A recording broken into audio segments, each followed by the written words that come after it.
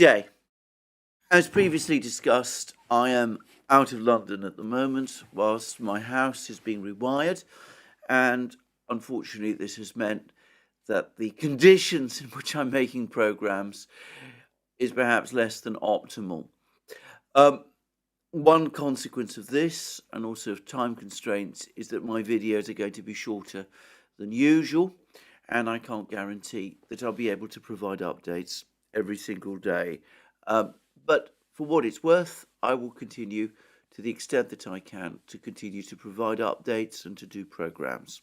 So where are we? Briefly, over the last couple of hours, there's been information about further Russian advances on the Ukrainian battlefronts. The British Ministry of Defence has now admitted that the Russians have made significant gains in Bakhmut.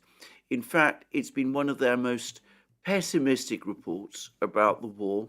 To date, it has no real comfort for Ukraine. It carries no real comfort for Ukraine. I will read out briefly what it says. In recent days, Russian forces have regained some momentum in the Battle of Bakhmut. Since late March 2023, their advance had largely stalled.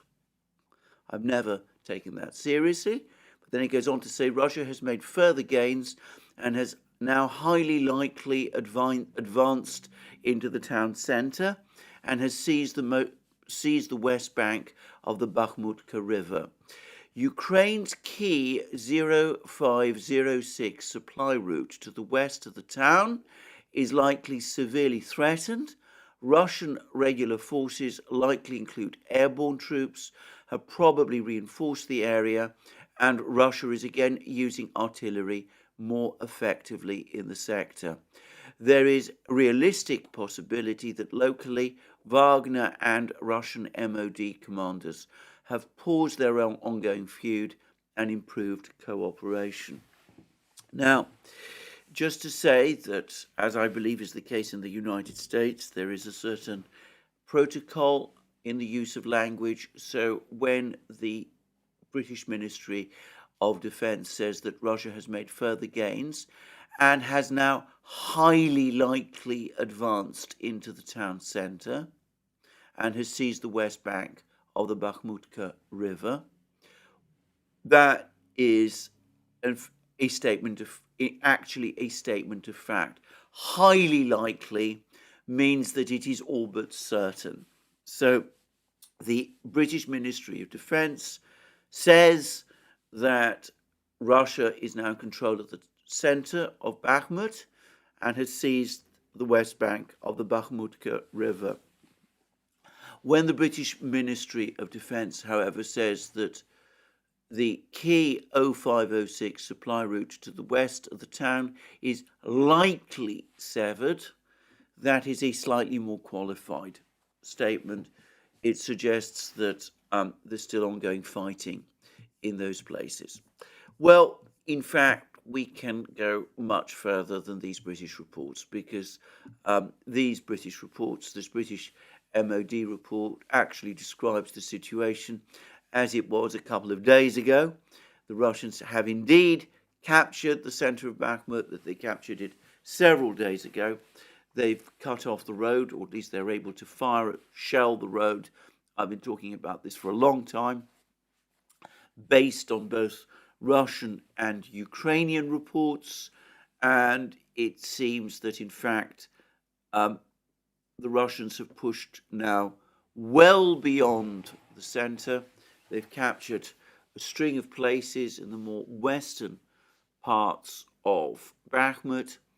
And as I discussed yesterday, it seems that the circumference of the area of Bakhmut still under Ukrainian control is around 5 kilometers, which is too small an area, I think, to be defendable, given the heavy Russian artillery use and the forces that are deployed in this area, in Bakhmut itself. So it does look as if the Russians now are making very significant gains in Bakhmut indeed. Even the British Ministry of Defence is admitting it. Now, There have been denials of the reports yesterday that the Ukrainians are pulling back from Bakhmut.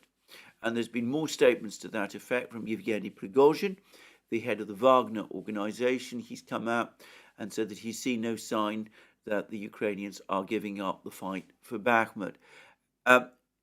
In my experience, Prigozhin again tends to say these sort of things, make these kind of comments, the kind of comments he's reported as making when on the eve of a Russian breakthrough.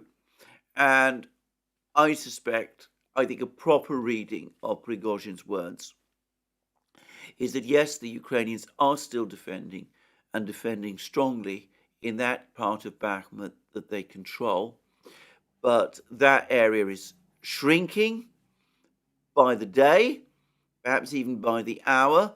I've been seeing all kinds of claims from Russian sources, especially about buildings and structures that have fallen under Russian control. I'm not able to verify them, and there's so many of them now that I can't really even begin to keep pace with all of these things.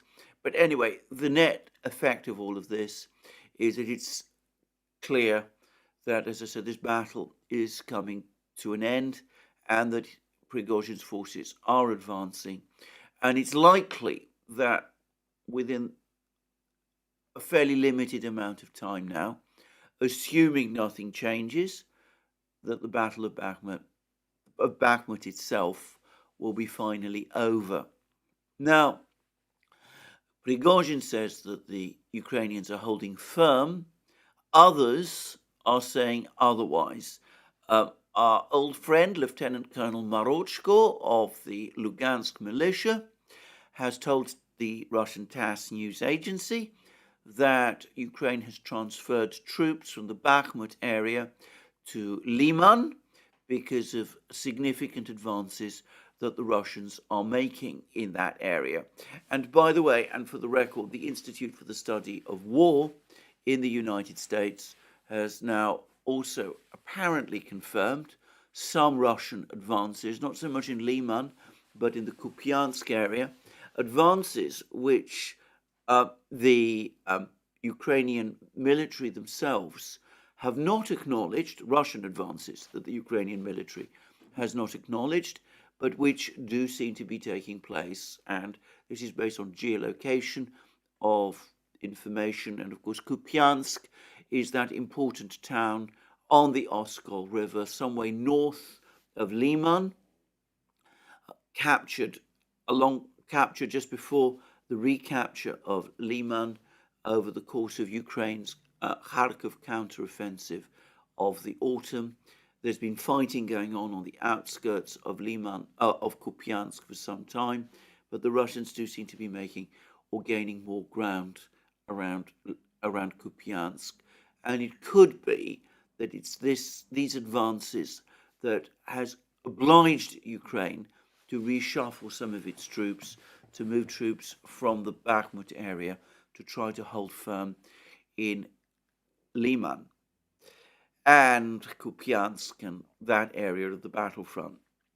Now, someone else, another one of our regulars, Yan Gagin, who is an advisor to Denis Pushilin, the acting head of the Donetsk People's Republic, he's come out and said something different. He also says that the Ukrainians are pulling troops out of the Bakhmut area, and he says that they are transferring them to another front, but not to the one in the north, the area around Kupiansk, but rather to the area further south, that they're now trying to hold their positions near Avdiivka.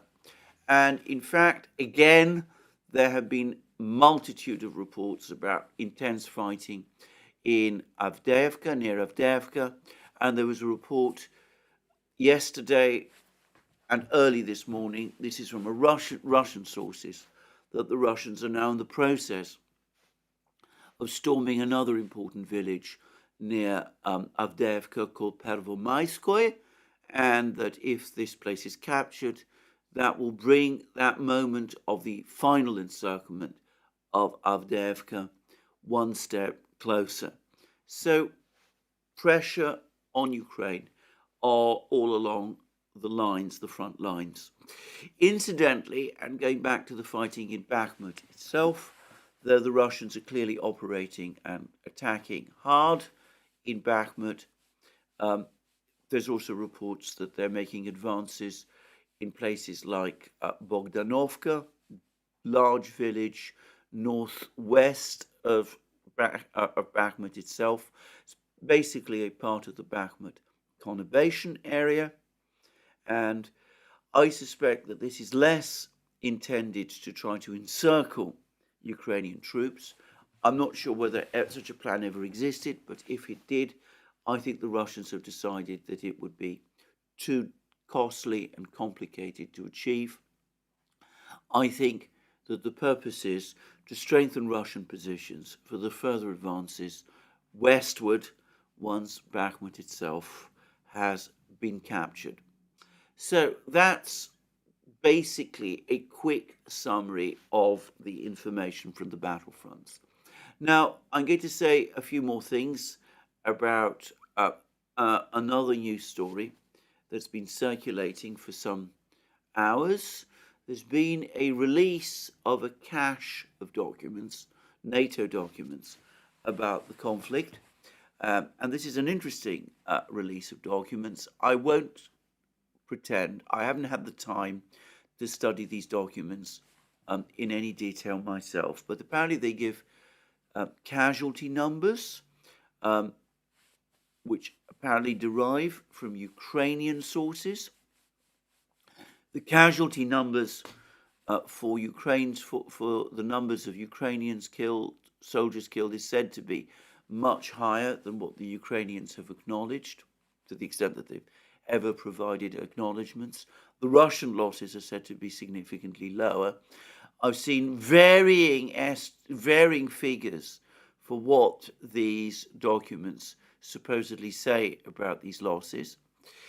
The Western media is saying that that Western governments have admitted that these are real documents which have been released, that they describe the situation as it was several months ago. I'm not sure exactly when, and that they're also giving information, however, that suggests, this is what the Western media is saying, that Russian agencies have somehow tampered with these documents and have changed some of the numbers to make the Ukrainian losses higher and the Russian losses lower than they actually are. Well, I think the last is unlikely, but as I said, as I haven't actually seen these documents yet, I'm not really going to go there and discuss them in more detail in this program. What I would say is this, and again, I'm basing this on reports of what is in these documents rather than my own reading of these documents. But they do suggest that the situation with the Ukrainian military is still somewhat chaotic. And even though these documents are several weeks old, describe a situation, as I said, that's apparently several weeks old, it does suggest that Ukraine might still not be fully prepared for a counteroffensive at the moment. In other words, that counteroffensive might still be some weeks away. Well, I'm not going to say more, and everything I've just said about these documents should be taken in a very qualified sense when I've had an opportunity to read them and to make my own assessment of them. I will no doubt return to this topic. Now, on the issue of Ukraine's offensive, yesterday, as I said, there were various reports that that Zelensky, based on interview one of his aides had given to the Financial Times might be preparing for some sort of diplomatic settlement with the Russians, which would mean ceding control of Crimea to the Russians. I made it very clear that that was not my view. I did not think that this is what Zelensky himself was saying. And in fact, today there's been a statement from Alexei Danilov, who is the Secretary of Ukraine's National Security and Defense Council, a very powerful figure in Ukraine, and in my opinion, something of a hardliner. And Danilov is reported to have said, if someone wants to see the political suicide of our president, he can make it happen. And that relates to the possibility of negotiations with the Russians. In other words, what Danilov is saying is that if Zelensky were to enter into negotiations with the Russians, he would be committing political suicide. Now, I think at one level this is clearly intended to refute the Financial Times story, or at least to contradict the Financial Times story, or perhaps more accurately to contradict the spin some people are putting on the Financial Times story. But I think that it is also a warning to Zelensky. I think that what Danilov is telling Zelensky, and he's doing it in a very public manner, is he's telling Zelensky, if you have any idea of starting some kind of negotiation with the Russians, forget it, because you cannot remain president if you do. You will be committing political suicide if you do. Now, how does that work?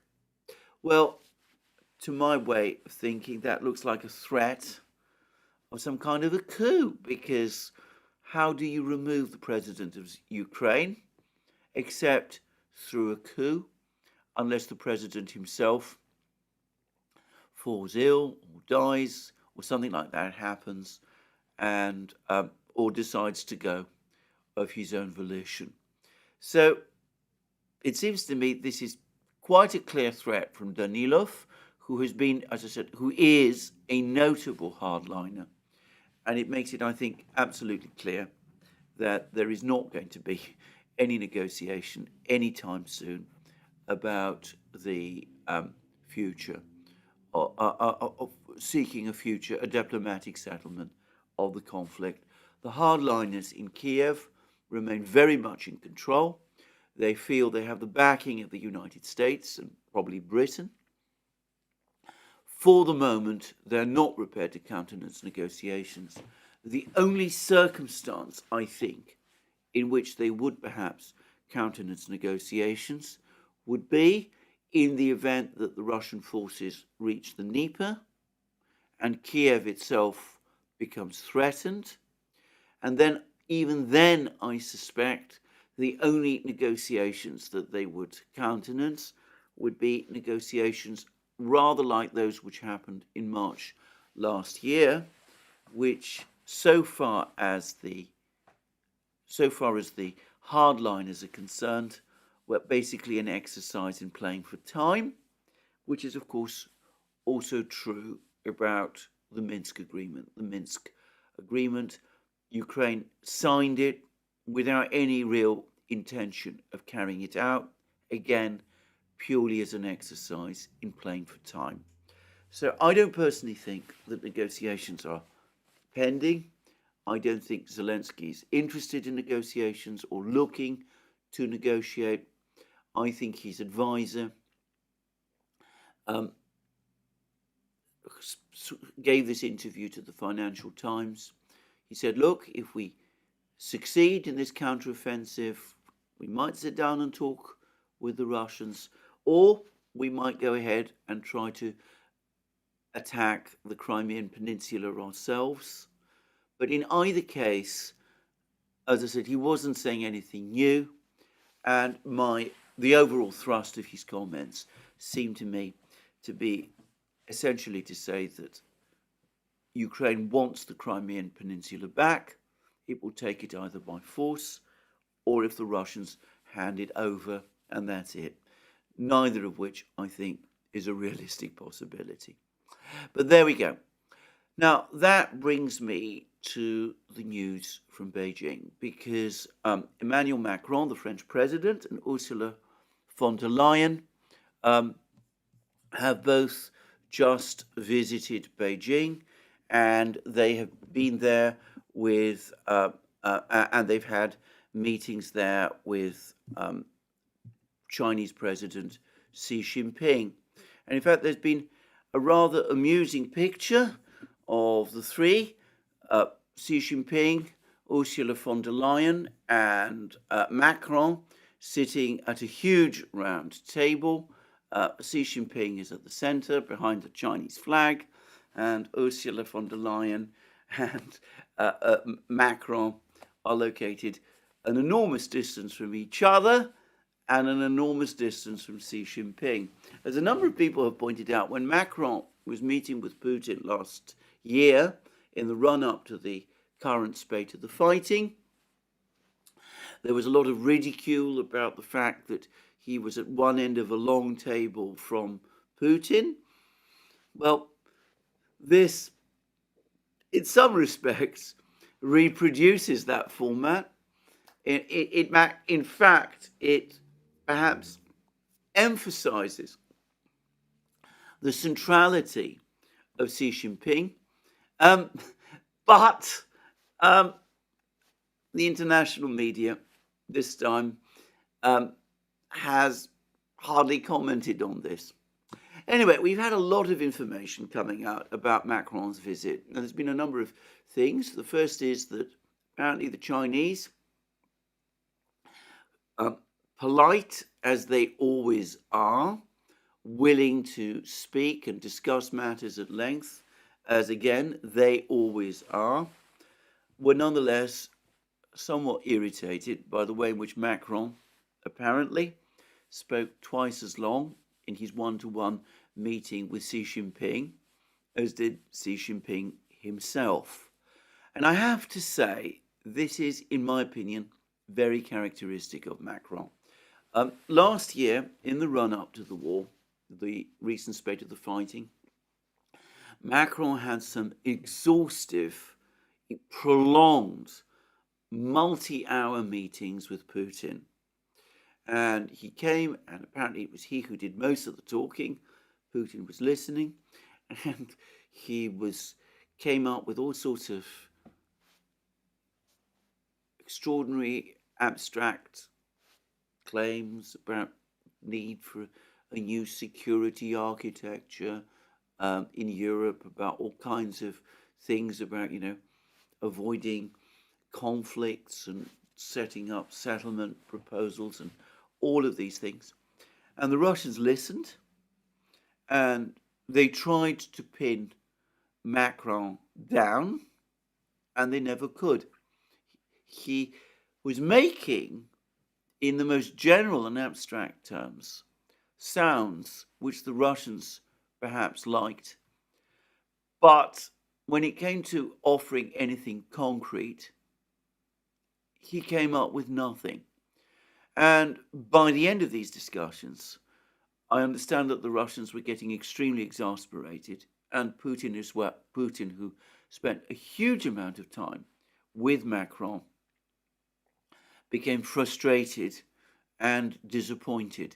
In fact, at that famous Security Council meeting on the 21st of February 2022, the one that was heard which took place in public, and in which the Russian leadership discussed the recognition of the independence of the two breakaway republics, the Donetsk and Lugansk People's Republics, I noticed that there were comments made about the hours that Putin had spent the night before talking to Macron. And anyway, I gather that the Chinese didn't take very kindly to this either. They didn't like the way in which Macron was, as I said, talking over Xi Jinping, who was, after all, the host. And beyond that, I noticed that they were perhaps not entirely happy with some of the things that that Macron said in a joint press conference that he had with Xi Jinping. And over the course of it, I noticed that the Guardian account, the original Guardian report of this press conference, in it, Macron is spoken of as having asked the Chinese to bring the Russians to their senses, and that this is a translation of what Macron supposedly said at this press conference. Well, afterwards that was watered down, and it was said that Macron instead, this is in public, mind you, with Xi Jinping by his side, said that the Chinese should work to bring the Russians to reason. Now, the last is undoubtedly what Macron did actually say. And as I said, the Guardian itself corrected its translation. But, of course, from a Chinese point of view, all of this is completely unacceptable. They would not have taken kindly to Macron talking in that way, and to Macron basically saying that the Russians are out of their senses, or at least irrational or unreasonable, or that the Chinese should be trying to win the Russians round or change them round.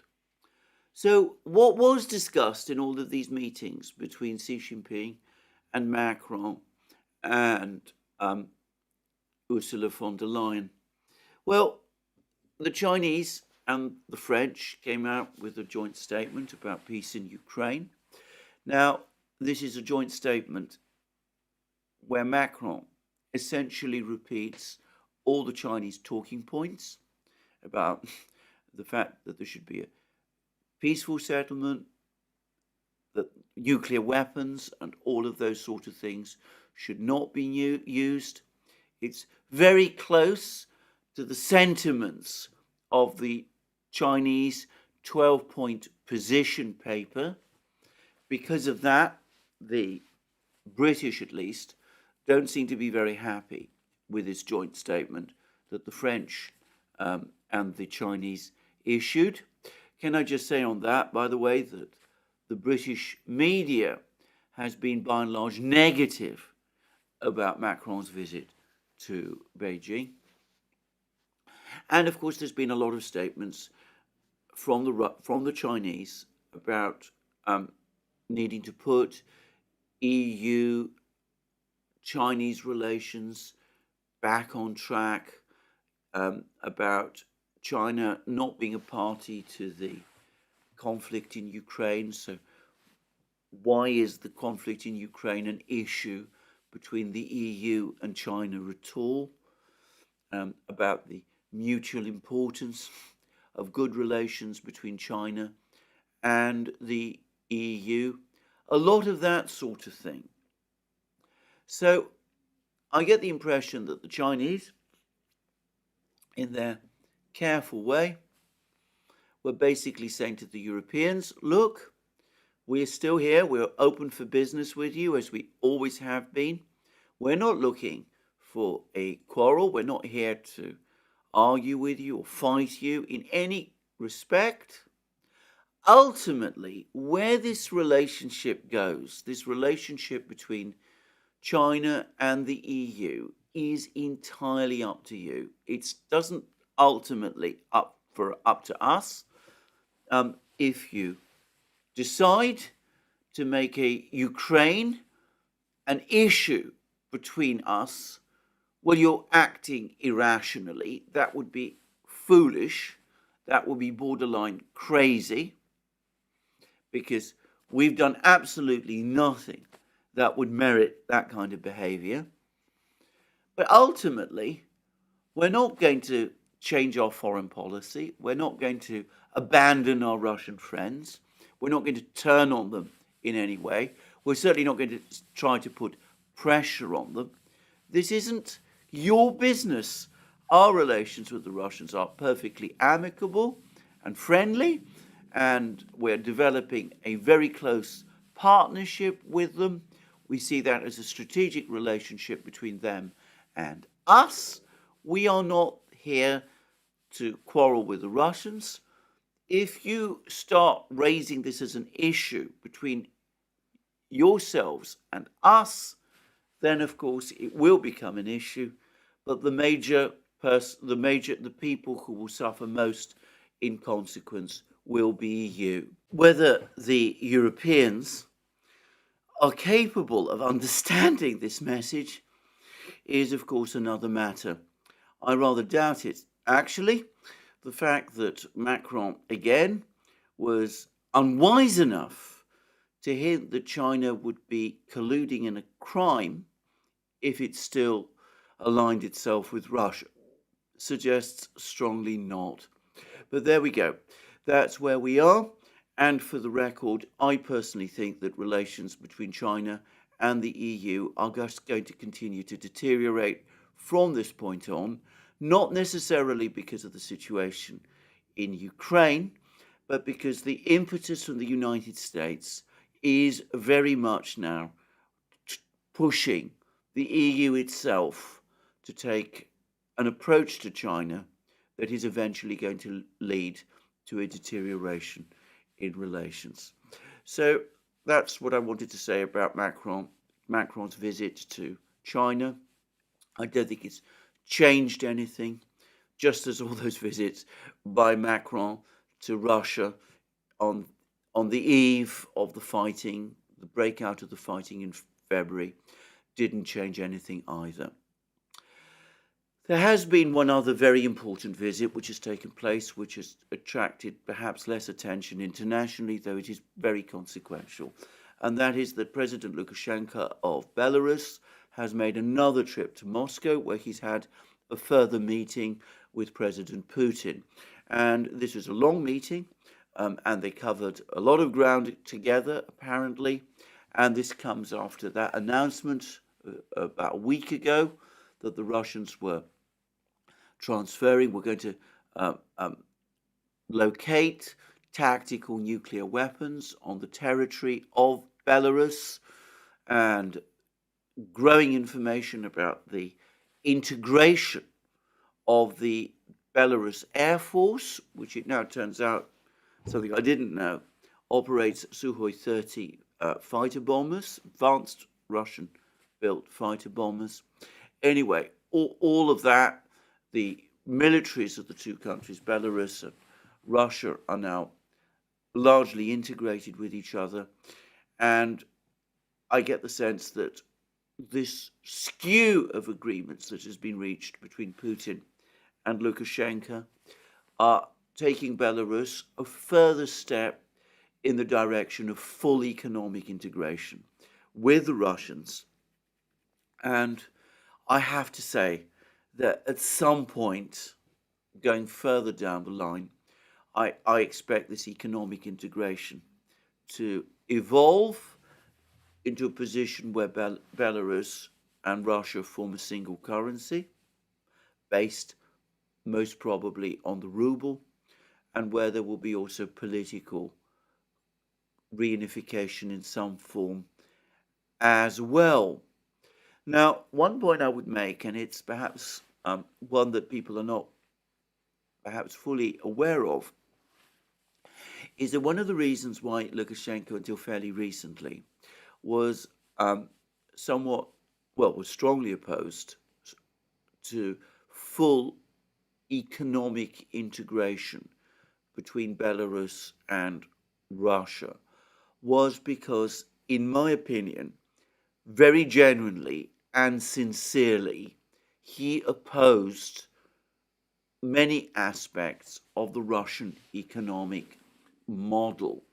He felt it was far too neoliberal for his tastes. He supports within Belarus itself protection of these big industrial plants left over from the period of the Soviet Union, places like the giant Maz factory, which makes enormous vehicles, used to be used by the Soviets to haul around nuclear missiles and those kind of things. Russia still imports these machines from Belarus in large quantities. Anyway, Lukashenko was very anxious to preserve these plants and would provide important employment for their workers. And he felt that too close an integration of Belarus into Russia would undermine the future of these plants and of the working class voters who are his core electoral support base. Now, the pressure of the war has caused the Russians to make major changes towards their economic in their economic model. It's become increasingly clear that these giant factories, Uralvagonzavod, the Chelyabinsk tractor factory, the Omsk factory, which used to make T-80 tanks and which was revived some years ago and refurbishes T-80 tanks, the giant Kirov works in St. Petersburg, all of these factories, still state-owned, still very much part of the Rostec umbrella, if you like. These plants, these factories, which form a core part of the Russian military-industrial complex, that the Russians are now intent on not just preserving them, but on reactivating them, reinvesting machinery and plant in them, giving more jobs for workers who operate them. In other words, the Russian economic system is starting to look more like that of Belarus. And I think from the perspective of someone like Lukashenko, that makes Russia suddenly a more attractive place than it has been up to now. It's a place which makes more sense for Russia to integrate with, for Belarus to integrate with, than was the case even a few years ago. And this, beyond the huge geopolitical shifts, the fact that Lukashenko has had to survive a color revolution attempt, all of those things, all which would have inclined him to shift towards Russia anyway. Today's Russia looks more like the model that Lukashenko would have probably liked to see fully developed in Belarus than it has looked like in the past. And I can't help but think that in some respects, and this reflects a lot of what the tone, if you like, of Lukashenko's statements, it's increasingly looking to me as if one of the reasons for his newfound enthusiasm in pursuing integration with the Russians is not just political, but because he feels that his outlook, his perspective is winning through, and that it is in fact the Russians who are coming closer to him and are, as he would see it, coming home. Anyway, we'll see how all of this works out. The big, tantalizing, unanswered question remains what happens with this Ukrainian offensive. Secretary Blinken of the United States has made it very clear that the United States is looking for this offensive to happen within the next 2 to 3 weeks. And I suspect that means it's not going to happen immediately, but as I said previously, I've no doubt that it is going to happen fairly soon. I think that too much from Ukraine's point of view, is now riding on the future of this offensive. If it fails, we will be in a completely different geopolitical place. These moves, both in China with the Europeans and with Lukashenko in Moscow, basically are telling us this. Well, this is where I'm going to finish today. As I said, I'm doing shorter videos whilst I'm away from London. I hope this is of some help. Nonetheless, as I said, it does seem as if the Russians have decided that they're going to clear up the situation in Bakhmut and probably Avdiivka before very long. And we'll no doubt get more news about that over the next couple of hours. That's me for the day. More from me soon. And have a very good day. Just to remind you, you can find all our videos on our various platforms: Locals, Rumble, BitChute, Odyssey, Rockfin, and Telegram. You can also support our work via Patreon and Subscribestar. Links under this video. Don't forget to check out our shop, where you can find all sorts of great things like t-shirts, sweatshirts, hoodies, other rucksacks, other great things as well. And last but not least, if you've liked this video, please remember to tick the like button and to check your subscription to this channel. Thank you. Again, more from me soon.